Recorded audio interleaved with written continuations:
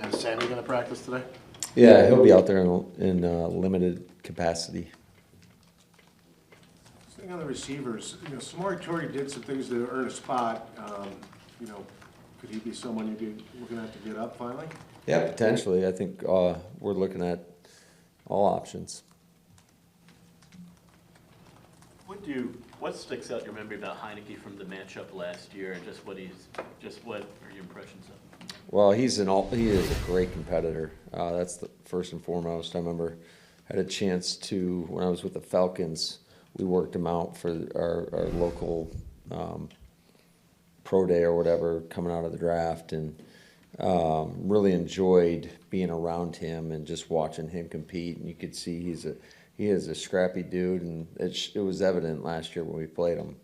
What do you have, like 99 yards rushing or whatever it was? No, this guy is, he is scrappy, competitive, can make all the throws, and then can beat you with his legs. So we're going to have to do a very, very, very good job of trying to contain him within the pocket and can't let him get loose. This isn't meant to be a negative on Carson, but would you almost rather face Carson once just from that perspective? I would never answer that question, Bill. I'm not talking overall talent, but just because it is the multi-threat perspective, I guess. Yeah, I'm not even going to entertain that. It is what it is. That's who we're playing, and that's who we're going to prepare for. Matt, I think they're fourth in sacks as a team. They got all those first rounders up there. Just what do you see with that front? It can give you nightmares if you let it. If you watch the sack reel or the pressure reel, the third down is, you got to have a plan for it. And even when you have a plan for it, it still might not go the way you want it to go. They just wreak havoc on an offensive line and on the teams they played, and certainly really talented group. I think they're well coached. They give great effort. So it's going to be a great test for us. Hey Matt, how have you seen Robert kind of come on for you here? Whether it was the touchdown against New England or just what he did, on Sunday.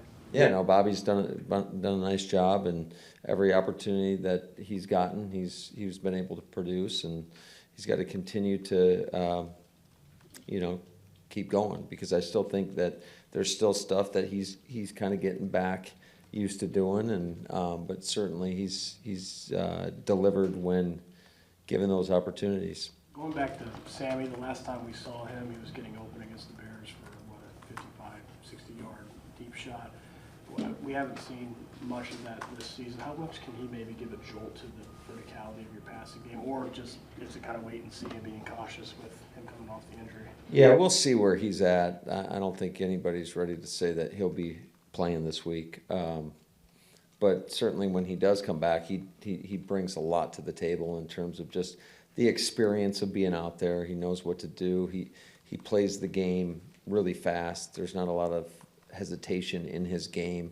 He's extremely powerful, and he helps us not only in the pass game, which is obvious to everybody, but he's one of the best blockers I've been around as well. And when you couple him with guys like Allen, that's a pretty formidable duo on the perimeter that you don't always get from that position.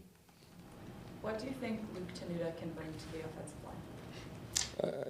That we'll have to get him out there on the grass. I wasn't real familiar with him outside of coming out of college, so we'll see what he has to bring. I know he sure is a big man, that's for sure, and we'll get a good look at him throughout the course of the week.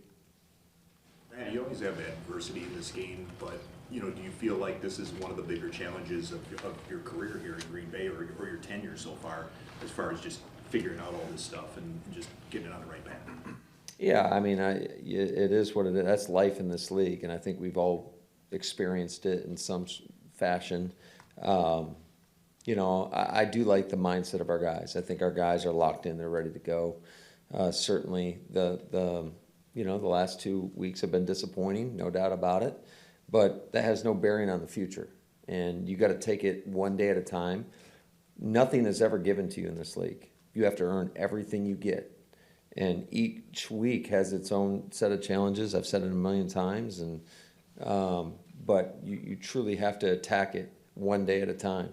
and one game at a time. And but I thought the mood, the vibe around the team is as good as it can be, and just challenge them to go out and compete to the best of their ability, put in the work throughout the course of the week, and go out and enjoy this. We got to have fun playing ball. This is such a great, opportunity for every time you step out on the field. You got to enjoy it. These challenges are unique because, you haven't run into this since 2019 coming here. I know the vibes are good, but when you take, in private, is it a different week? Do you feel more pressure than you felt in the past? Or what's different about this week? Got to go 1-0. Heard that before. Yeah. Well, that's truly how I feel. And that's what I've told our squad is like, you got to go 1-0. Every game is so important. Every game is the same mindset. To attack it like it's a championship mindset. So, that's just what's been kind of ingrained in myself. And that's the message to the squad. How do you measure the mindset though right now? Do guys come to you? Do you go to guys? Do you look for maybe one or two guys that maybe are in a bad spot right now? How do you measure that? I think, it's a lot of conversations, but I think you get a feel just being around the guys and whatnot. But I think, our guys are ready to get back to work. That's the only way you can overcome anything is you got to put in the work. Certainly there's a lot of things we need to clean up from a coaching standpoint, from an execution standpoint. And, but I do like the frame of mind everybody's in. Nobody's hanging their head because I promise you nobody's feeling sorry for us. So you just got to go earn it. Matt, on Monday you said, everything's kind of on the table for the offensive line, finding the best five. I'm not asking you to give me the conclusion of the table talk, but just the pros and cons. You had to move guys in instantly because of injury in the past to different positions, but maybe not performance related. The pros and cons of kind of that deliberation you're going through. Yeah, I think anytime you want as much continuity as possible, it takes a minute for these guys to kind of get used to playing with each other, whether it's right side, left side, just everybody functioning as one. And that takes time. So, which is something that it's always of the essence. We got to have urgency in what we do. And so I think those are some of the things that you always factor in. Will Chris Barnes be back today too? No.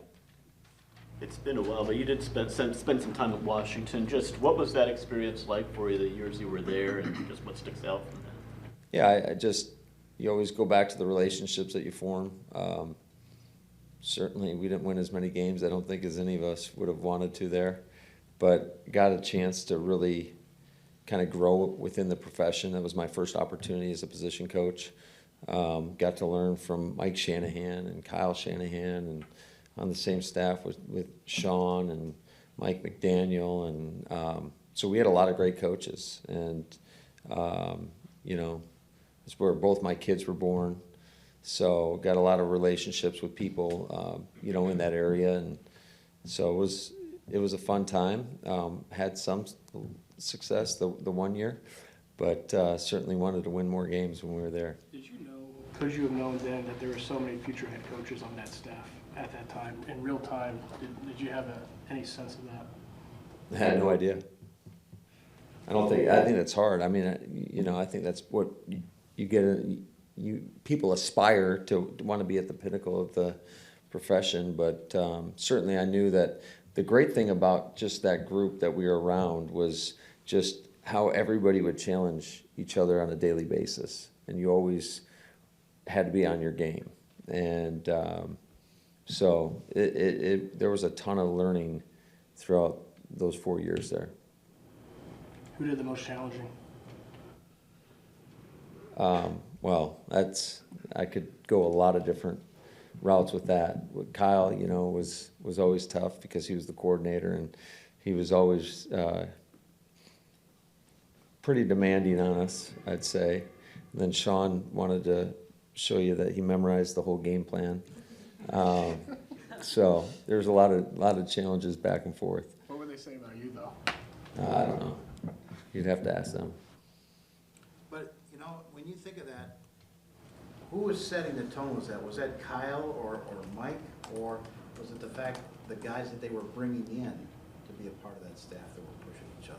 I think it was all of the above. I think it started, with Mike, and certainly he's one of the greatest coaches of all time, a two-time Super Bowl champion, and just his ability to focus and his attention to detail is unlike anybody I've ever been around. We used to, I'll never forget when we drafted Robert, and we were in the trying to implement a new offense, and we didn't talk to anybody. We just watched tape, and we had like 150 play cut up or whatever it was, and it took us a couple hours to kind of watch it through.